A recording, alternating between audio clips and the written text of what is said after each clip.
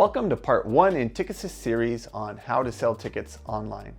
Over the course of this series, we'll walk you through when you should list your tickets, what makes pricing tickets so hard, and how to price your tickets. When should I list my tickets? A question we often get asked from our clients is when they should list their tickets. The answer is pretty simple, as early as you can. The highest sale prices you will get on average are when the schedule gets released.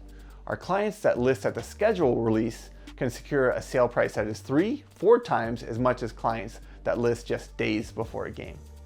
The schedule release and the weeks following it are a total seller's market, as the supply and demand dynamics are temporarily in the seller's favor.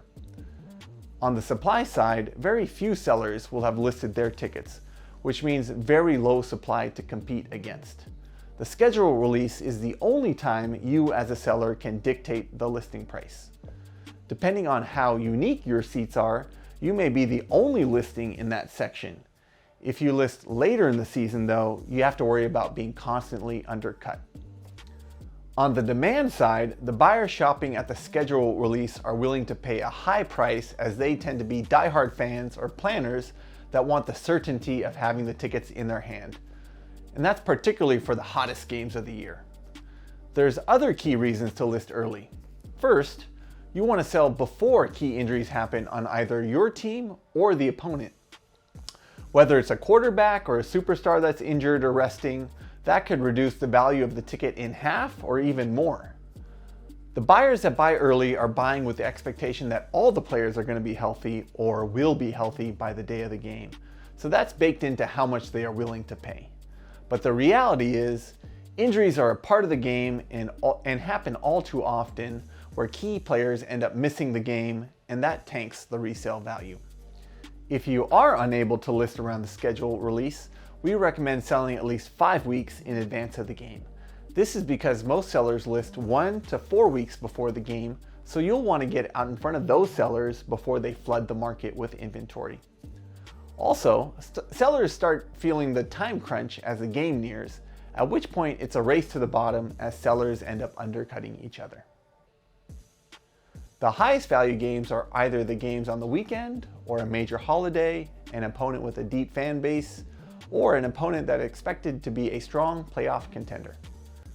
Price them at a price you would be thrilled to get. Worst case, they don't sell at that price and you use them. The best games in the schedule can yield a sale price 10 times more than the lowest value games of the year. So if you're willing to trade off seeing one big game for multiple lower demand games, it may make sense to sell just the biggest games. List early week games or low resale value opponents early and price the tickets to sell quickly. These games are near locks to constantly drop in price, so the earlier you sell, the better the sale price you're going to get. If you aren't interested in going to the game, chances are most other buyers are not going to be interested in going to the game either. Monday and Tuesday are the lowest resale value games of the week, as are the opponents that have a poor record or lack all-stars.